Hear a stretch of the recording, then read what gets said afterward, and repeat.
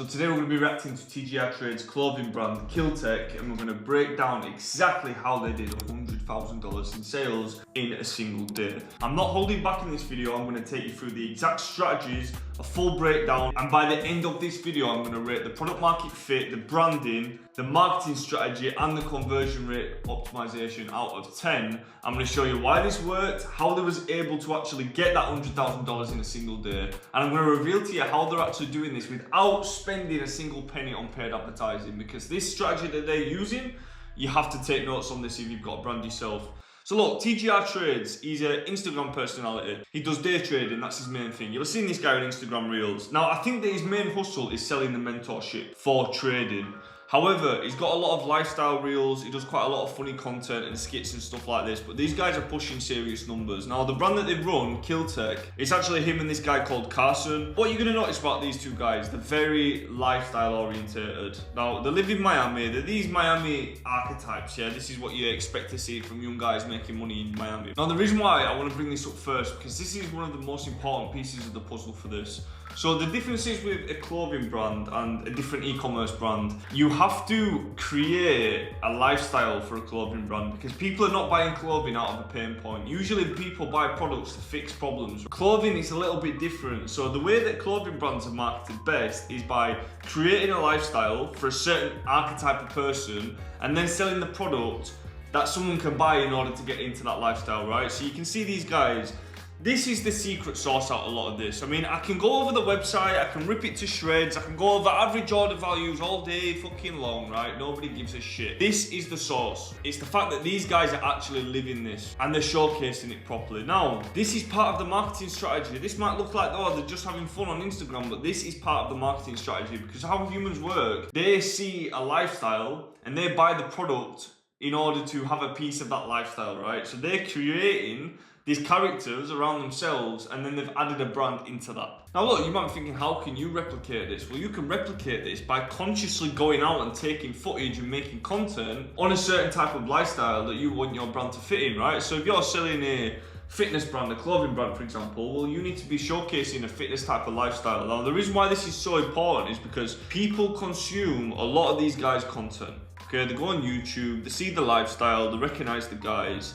You know, in some cases, they're watching 30-minute videos of these guys, how they dress, how they speak. The reason why this is so important is because if you can get someone to sit there and watch you for 30 minutes, an hour, by the time that they finish watching you, they fully know you, pretty much. And look, it's their type of content as well. So they're doing like vlog style, where they're traveling, what type of clothes they're wearing, showcased in it. They're spending a lot of money traveling around. So they're showcasing this lifestyle, right? They're showcasing how they dress and they're adding the products into their actual lifestyle. There's a problem with this lifestyle marketing right now. One of the problems that you're gonna have is, if you're trying to push a load of traffic to your website, if you're just doing all organic lifestyle marketing, you can't control how much traffic actually goes to the site. The way around this is to actually do clothing drops, and that is what these guys do. So they do not run any paid advertising whatsoever, but they actually build hype on the clothing drops. They're able to do this by, one, doing limited products, but two, they've both got social media profiles that they can push it to. Now, TGR's got, what, 960k, 66k followers. This guy's got 100k followers, Carson. And then they've got the main clothing brand. And you can see here, when they do a product drop, they will all collab on the post, meaning they're gonna get exposure to all those followers. When you're talking about 100k in a single day, that sounds like a crazy amount of money, and it is. But that's only 1,000 sales, right? So if you've got a million people here seeing it, and then you've got 100k people here seeing it, you just need 0.1% of those people to go and buy something, right? And if the average order value is $100, that's all you need, 1,000 sales. So it's not actually that much when you consider the amount of traffic that they're getting. So this is a very unique strategy. And look, if you're gonna copy and try to replicate what these guys are doing, it's not about the products, it's not about the designs, it's not about the website, it's not about the branding, it's about the lifestyle that they've built online and they've introduced this product into. And they're doing it in such a way where it just seems like, I mean, these guys, they are living their life, they are enjoying it. They're adding the product within it. This is where the power comes. And you don't have to be super rich and well off to do this. I know they're flexing money in high performance vehicles and they've got their bust downs and all this type of shit, right? But you can replicate this in your own way, but you have to be making content around your brand. It's the longer way, but it's free. Like they're not paying to get people onto the website here. right? So the profit margin is going way up because these guys are going to be competing with other clothing brands that have half of their cost of the product is just going to marketing, just going to Facebook ads. So how much they're paying for the product doubles, right? And in some cases, the profit's going in half.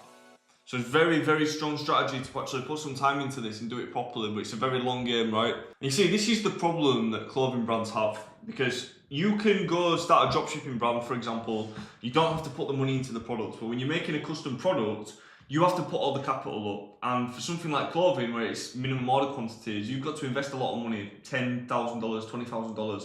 All of a sudden, you are taking a massive risk straight away. When you do a clothing drop and you build some hype, one, you're completely organic, so when you sell all that product, you're going to be at a much higher profit margin.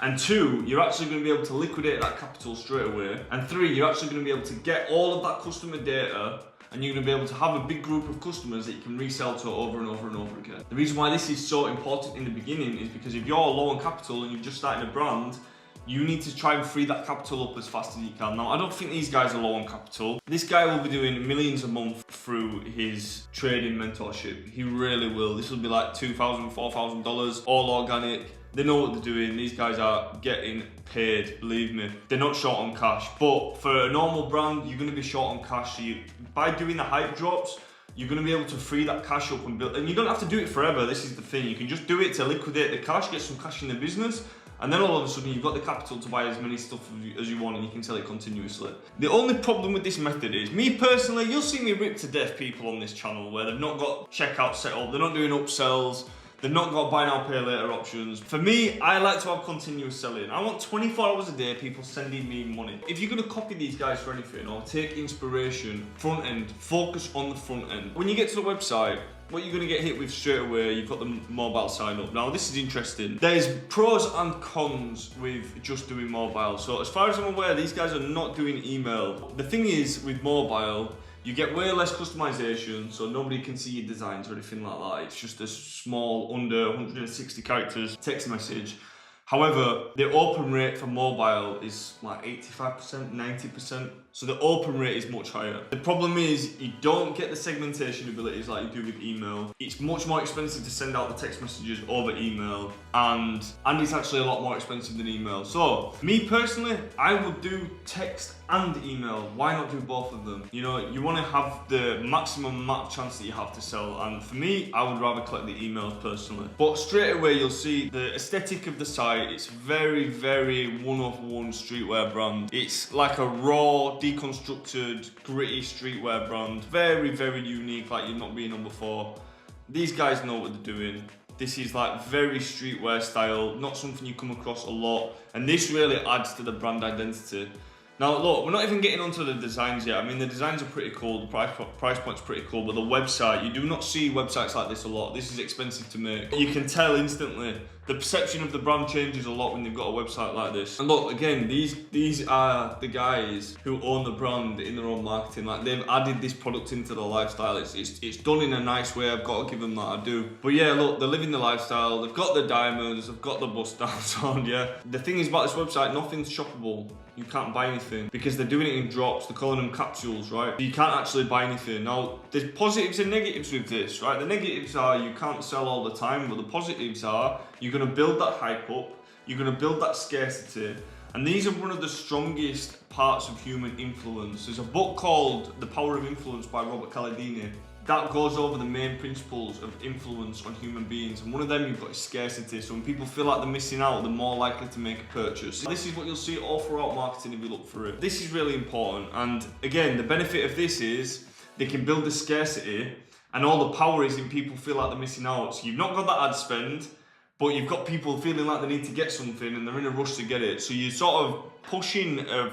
long period of sales all into one day or one weekend, and you're doing drops. If you do this right, like these guys are doing it, you're gonna sell out. And look, the margins are gonna be great on this. I mean, £137. This will be about £25 to make, £30 maybe. And then the shirts, £152. Yeah, you've got good margin on this. But yeah, the store's locked, so the store's completely locked. Now what you'll see here, they have had this site custom made. Now most people feel like with Ecom, the main thing is the product. The main thing is not the product, it's how it's sold and it's how the customers are feeling on your website. Now, These guys are going the extra step, so they've got a custom site built. Like this site builds sites. This is creating a completely custom UX experience. With this probably costs 10 to 20 to 30k to build the website, but when you go on the website, you're not seeing any other websites like this, and this really adds into the brand, right? And this is still a Shopify store, but it really adds into the brand aesthetic and the feeling that people have on the brand.